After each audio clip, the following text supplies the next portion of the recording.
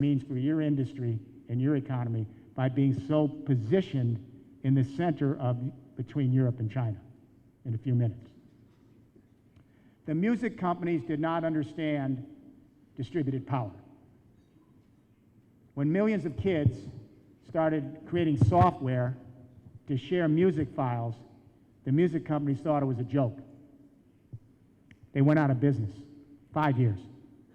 The newspapers did not understand the distributed power of the blogosphere. Millions of people creating their own information, their own news, their own audio, their own YouTube. Now the newspapers are going out of business or creating blogs. I'm in publishing. We have taken a big hit. Publishing's 33% down because of e-books and free information. People are putting their own books up free on the internet.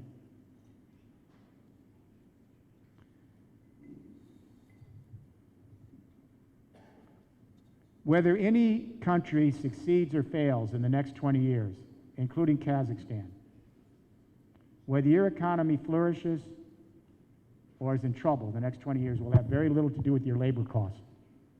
It's going to have everything to do with your energy costs. And energy is not just your fuel, it's your materials, it's your rare earths, it's your metallic ore, it's all the things you have is bounded energy. And I want to let you in now on a little secret.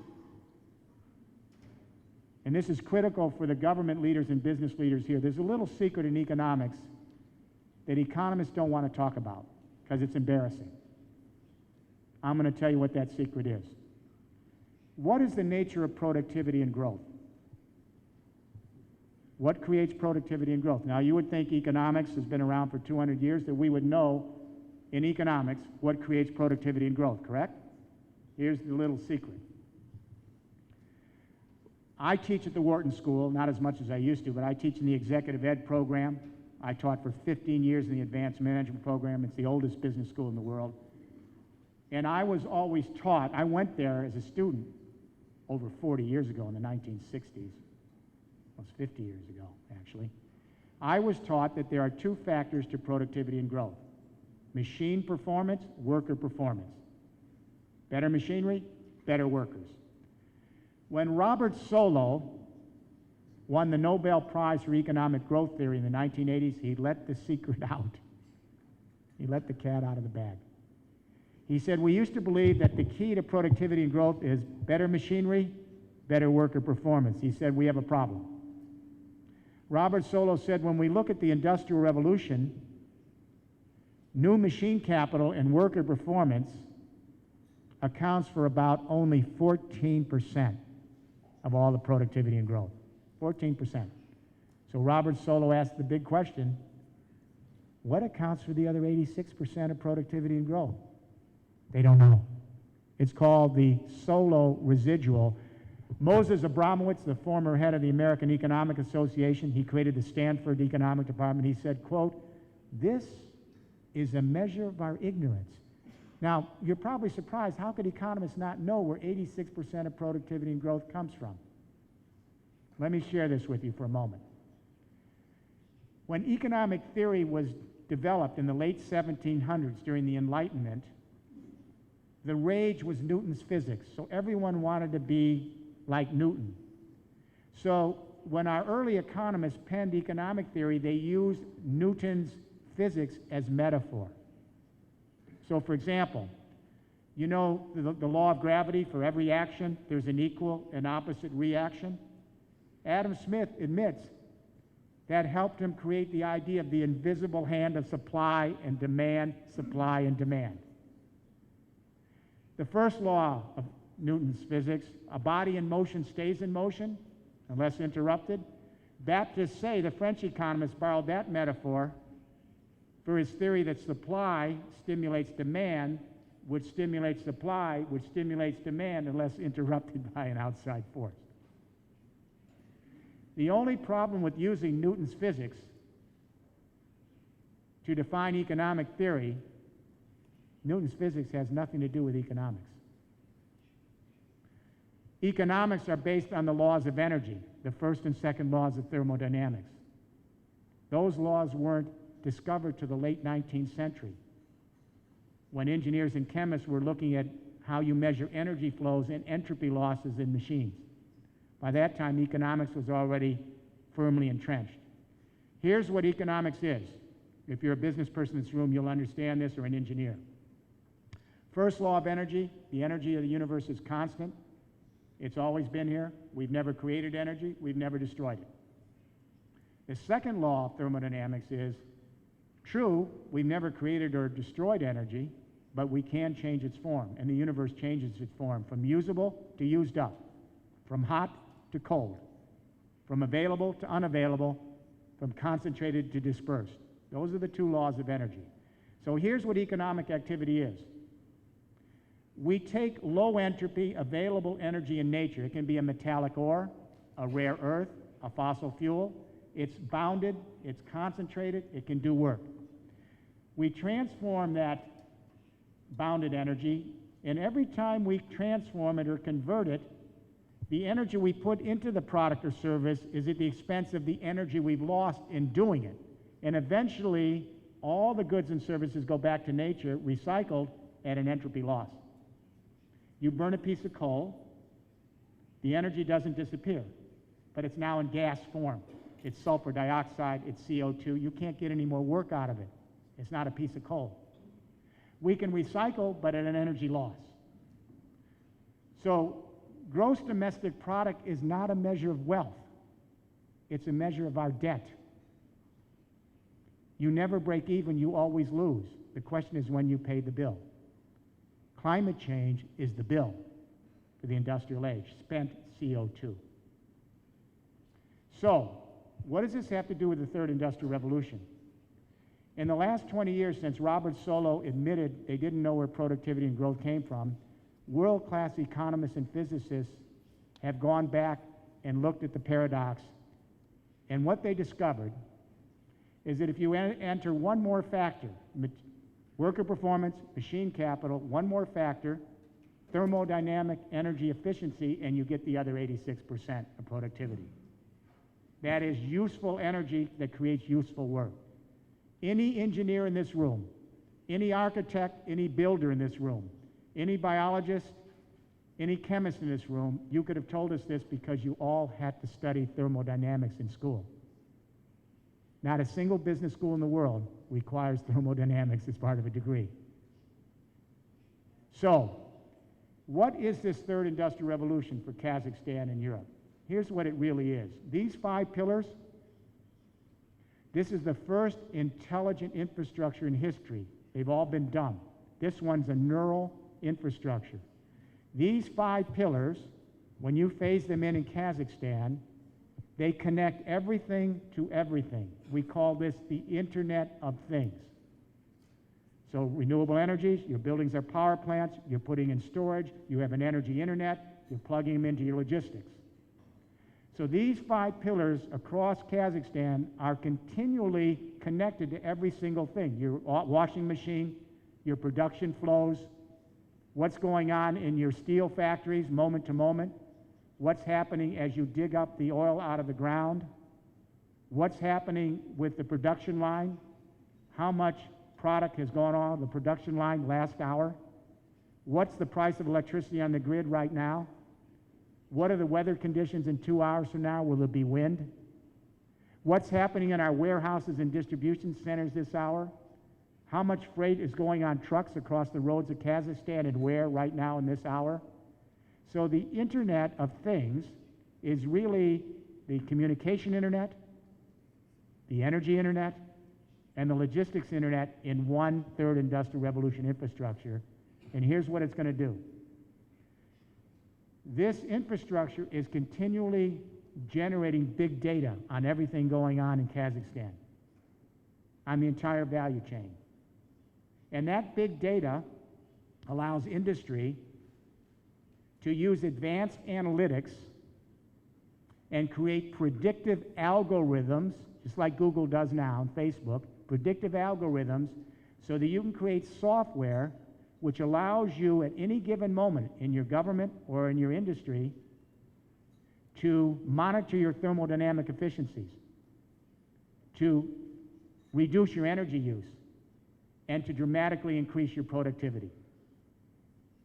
So Siemens, IBM, Cisco, GE, they talk about the Internet of Everything, the Internet of Things, smart cities, intelligent planet. This is what that is. I sat down with Siemens in May. They quite didn't understand the whole thing. The board of directors, the chairman of Siemens, 37th largest company, they had the parts, but it had to be totally put together. They now got it. The Internet of Things, big data, analytics, allows any business in the room to create software on your apps. You can do it yourself, increase your efficiencies, and dramatically increase your productivity. How important is this? The second industrial revolution, we started at 3% efficiency in 1905 in my country. We got to 14% efficiency with that infrastructure, and then it leveled off in the 1980s. The third industrial revolution infrastructure, because it's intelligent, it's big data, it's continual feedback, we can go from 14% efficiency to 40% and even 60%, and then thermodynamics stops us. This is a dramatic potential increase in productivity by using less energy, using energy that's near zero marginal cost, and using energy that takes us off carbon and gets us off climate change. It changes the business model. Many of you are familiar with 3D printing. 3D printing has nothing to do with the second industrial revolution. It is the manufacturing model for a third industrial revolution in Kazakhstan and Europe and the world. A 3D printer, just like a printer you have in your house today, we have now 3D printers that have open source software, no patents, and it allows you to create a software program, and that software program in the little printer is instructing molten material. It can be plastic, it can be recycled metal. They're using sand and gravel, no cost. Sand and gravel right now. So the software directs the molten material to layer by layer build up a physical product in your printer, and it pops out. There are thousands and thousands of people doing it already, creating products. This is what we call additive manufacturing. You can be competitive with every centralized factory in the world, and you can outcompete them with a small 3D printer anywhere in Almaty or Astana, because you're using 1/10 of the materials. In traditional centralized factories, you take a big, huge hunk of material, cut it up, cut it down, and then throw some of it out, and then create the product. Here, you're building up the product as a single piece. There's 1/10 of the material used. Then if you're a 3D printer in Astana or Almaty, open source, you're not paying for the patents, 1/10 of the materials, the feedstock's almost free, then how do you power your little factory? With your own green electricity from your producer cooperative at near zero marginal cost. Then how do you market your product? If you're in Astana or Almaty, you can market your product to the world on global websites at near zero marginal cost marketing. You can go up on Amazon or Etsy for free and advertise your products to the world right here in Kazakhstan. And then how do you get your products to market? You get them to market because your vehicles are running on green electricity at near zero marginal cost. There is no centralized factory of the second industrial revolution that can compete with the democratization of manufacturing in this model. And it's moving faster than the internet did in the last 2 years. Fab labs, fabrication labs are forming all over the world. You're going to have one here in Kazakhstan very soon. Let me give you one more example of how the model changes. We may have someone here from the power industry and the transmission grid here. When we introduced this idea in Europe, let me be very frank, because I have oil and energy companies in my group. We have transmission companies in my global consulting group. When we first introduced this model in Europe, the energy companies were not happy, and the transmission and utility generators were not happy. It's changing. None of us believe we're leaving the second industrial revolution tomorrow morning. Fossil fuels are going to be with us for the next 30 to 40 years. They're sunsetting, but it's not going to disappear tomorrow. On the other hand, we know these energies are more expensive, the externalities are building up with climate change, and the technologies based on them are moribund. So, what we said to the power and utility companies is get used to this. Feed-in tariffs are now in 51 countries. You just did it. Millions of people are already producing green electricity, pretty soon tens of millions, then hundreds of millions. So, history says that we're going to be producing our own electricity like we produce our own information within the next 20 years. We'll create cooperatives, we'll put it together, small businesses, consumers, we'll sell the electricity to the power company. What's the mission of the power and transmission company? You run the energy internet. How will you make money? You'll be making less money on centralized power over 30 years. You're not leaving tomorrow morning. You're not going to leave coal and oil tomorrow morning, but over the next 30 years, you're going to have to be in both the old model and the new model. How do you make money in the new model? By selling as little electricity as you can sell. Now, this is where they said, how can we make money by selling less electricity? We use the IBM case study. It's in every MBA class. When IBM was in trouble in the 1990s, Lou Gerstner, because their IBM computer was their cash cow. But unfortunately for IBM, the Chinese, the Koreans, and the Japanese had just as good a computer, cheaper. So IBM said, we're in trouble. We have no margins on our computer. The world doesn't need our computer. What does the world want from us? We can manage information. We don't care about computers. So IBM reinvented itself. Instead of just making computers, it managed information. And now IBM, Cisco, HP, Pricewaterhouse, they all manage information, and every company here has a chief information officer. What we're saying to the power and utility companies is that you will run the energy internet, millions of us will provide the green electricity to you, and here's how you'll make money. You will set up partnerships with thousands and thousands of small, medium, and large companies. You will manage their energy flows the way IBM and Cisco manage information flows. Because your real expertise is not just selling electricity, it's managing energy flows. If you, the transmission power company, can manage the energy flows of thousands and thousands of companies and use big data, advanced analytics, predictive algorithms to create software to help those companies increase their thermodynamic efficiencies, reduce their energy costs, increase their productivity, and then those companies will share their productivity gains with the transmission and power company. There's far more money to be made in managing the energy of thousands of companies and sharing their productivity gains by less electricity sold than there is in simply selling brute power. So we are going to announce next Friday the first master plan in France. Nord-Pas-de-Calais, the oldest industrial region of France, Lille, Dunkirk, big industrial region. We spent a year collaborating with the president of the region, the president of the Chamber of Commerce, and like Kazakhstan, they have some of the old industries, mining, metallurgy, steel, but they said, we're losing jobs. We got to reinvent ourselves. We're not going to lead the second industrial revolution, but we certainly want to be in the third industrial revolution. So we developed a master plan with them based on being in both models, centralized, distributed, old energies, new, old business models, new. This is not something that's unusual. In 1900, the first industrial revolution was really peaking, and the second industrial revolution emerged right then.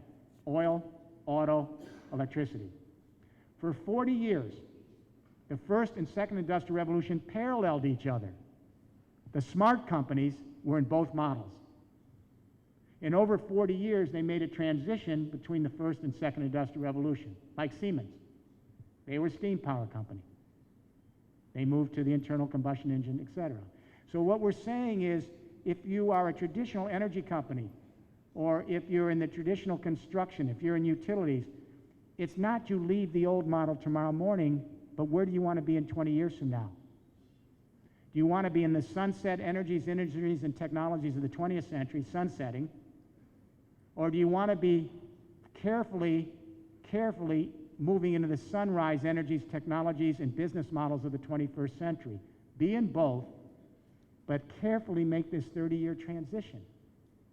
It's just good business. And the companies in my group, these are Fortune 500 companies, they're in both models. And if Siemens can do this, and Daimler can do this, and Bosch can do this, and Deutsche Telekom can do this, so can everybody else. Last thoughts here. This third industrial revolution will move quicker in Kazakhstan and the developing world than it will in Europe. Why? Your liability is your asset. We learned this with cell phones. This caught all of us by surprise. All of a sudden, in rural India and sub-Saharan Africa, millions of people are getting cell phones. There wasn't even any electricity. Then the cell towers came. And what we learned from this is if you have no infrastructure, the liability is an asset. I'll give you an example. My wife and I, we've been renovating an old home for 24 years. This has been a bottomless entropic pit of expense. If we had built a new home from scratch, much quicker, much cheaper than renovating an old home. It's the same with infrastructure. In the highly industrialized countries where the infrastructure is in, it's much more difficult and expensive to convert it. Here in Kazakhstan, 80% of your building stock is going to be built between now and 2030. 80%. That means if you get it right, you can do it cheaper and quicker and move this infrastructure online, and it's going to allow the leadership countries in the emerging world like Kazakhstan to move ahead of the game. You are fortunate because you have oil. You are very fortunate because you can use that oil revenue to ease the transition over the next 30 years. Use it intelligently, use it to make the shift so you can be a flagship for the third industrial revolution over a 30-year period. Last thought. It isn't just about technology. These 5 pillars are common sense. If there's an alternative to this plan, a plan B, I have no clue what it could be, nor do our companies in our group. Obviously, we have to get off fossil fuels. They're more expensive and they're getting us to climate change. And I'm sorry, if we're in these industries, like my companies, we have to realize we have to get off of them. So we have to go to the more prolific energies, which are renewables. There are much more renewables than there will ever be non-renewable energy. It's everywhere. So obviously we have to go to renewables. That's pillar 1. There's enough energy here to provide for us forever. But pillar 2, we got to collect these energies. So we collect them in our infrastructure, our buildings. We got to convert the buildings to power plants. It's common sense. But then we got to store the energies because they're intermittent. You got to store them. That's pillar 3. Obviously, we can't go it alone because if you're decentralized and you're just providing for your own building or office, what if you have cloud cover? Or the water tables are down? Or the wind isn't blowing? You have to be part of a continental energy internet to share surpluses with others who have lulls. And then pillar 5, we have to plug the whole thing in with our electric transport. It's common sense. But we're not going to get there just with common sense and the technology, even though we can scale this. Germany has shown this, in Denmark. We need something else. And this is what they discovered in Germany and Denmark. We need something else. We need to change the human narrative. We need to shift consciousness. We need a new story for the human race, or we will not have the passion, the commitment, and the understanding to lay this entire revolution down in 30 years. We have to move from geopolitics to what we call biosphere consciousness. In the industrial age, first and second industrial revolution, we fought to enclose the world's resources, privatize it, marketize it, and then each country fight each other country to secure it. And we fought world wars. Millions of people have died for 2 industrial revolutions. We had great benefit, but a lot of death. We have to make a shift from geopolitics to biosphere politics in 1 generation. What is the biosphere? It's a scientific term. The biosphere is the sheath from the stratosphere to the ocean depth, where all geochemical processes interact with living processes in a very complex choreography to maintain the fragility of life on this planet. It's a very complex dynamic between geochemicals and living systems, from the atmosphere, the stratosphere, to the oceans. I'm guardedly hopeful because we have 14-year-old kids coming home from school, middle-class kids all over the world, developing countries, developed countries, and they have biosphere consciousness. They're saying to their parents, why are you using so much water? Why is Daddy using so much water while he shaves? We have a water problem here in Kazakhstan. Or they're saying to their middle-class parents, why 2 cars? Why don't we car share 1 car in a car club? And this is the one I particularly like. We have 14-year-old kids who are saying to their parents, where did this beef come from on my table? Did this piece of beef come from the rainforest? Did they have to destroy the tree canopy in the rainforest for 4 inches of topsoil to graze the cow for my hamburger? And when they destroyed the trees to get the soil to graze my cow for my hamburger, what happened to all the species of life that only exist in that tree canopy? Did they go extinct? And the kids are smart enough to know now if the trees disappear because they have to graze the cow, the trees are no longer there to absorb CO2 from industrial climate change. The trees absorb the CO2, and if that happens, the temperature of the planet goes up. And some farmer 20,000 miles from here, she has floods and droughts and can't feed her kids because of climate change. What these kids are learning in less than 10 years is ecological footprint.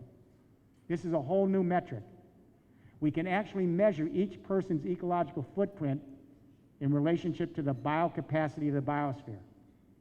So what the kids are learning is that everything we do affects somebody else, somewhere else in the system. That everything we do all day long has an ecological footprint that affects the well-being of some other human being, some other family, some other species, or some other ecosystem somewhere in the biosphere. This is not academic. This is the real world. These kids are learning that we're all interconnected. These are the kids of the Internet of Things. These are the kids in the millennium generation that are connecting in global classrooms on Skype, and they're on Facebook, and then they're on Twitter, and they're starting to see themselves as one human family, an extended human family, and they're beginning to see their fellow creatures as part of that evolutionary family. And they're beginning to see the biosphere as the indivisible community we live in. That doesn't mean that we give up our national identity, our religious loyalties, our family blood ties, but we're now beginning to understand that we live in a larger community called the biosphere. Its health determines our well-being. Our ability to live within the confines of the biosphere determines the well-being of everybody else. This is a sea change from geopolitics to biosphere consciousness. I'm guardedly hopeful we can make this transition. I've been having discussions here with your leadership here in Kazakhstan. You are going to have the World Expo in 2017. Congratulations, the first Central Asian country. You're holding the World Expo, and you made a bold choice to make that World Expo the third industrial revolution for energy in the world. You, Kazakhstan. And you are in an ideal position because this country is the wealthiest of your neighbors in Central Asia. You're very fortunate because you have oil revenue. And now the question is, how can Kazakhstan help not just bring this country into the new era, but bring the world into a new vision of how the human journey should proceed in the 21st century? I know you're a small country with 16 million people. Sometimes it takes the small players to make the point that changes the world.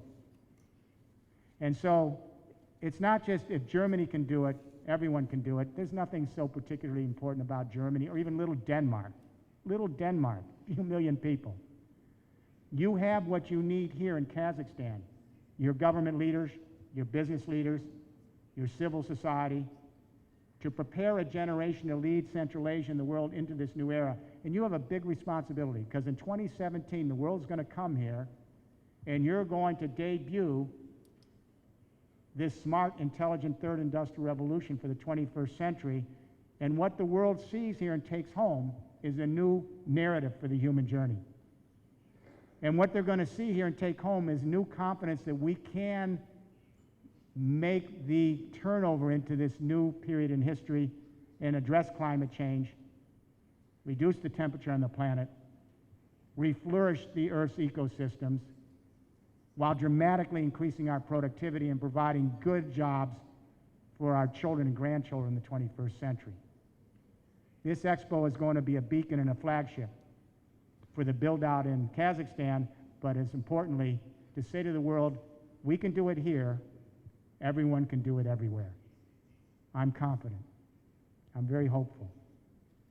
Thank you for the privilege of being here.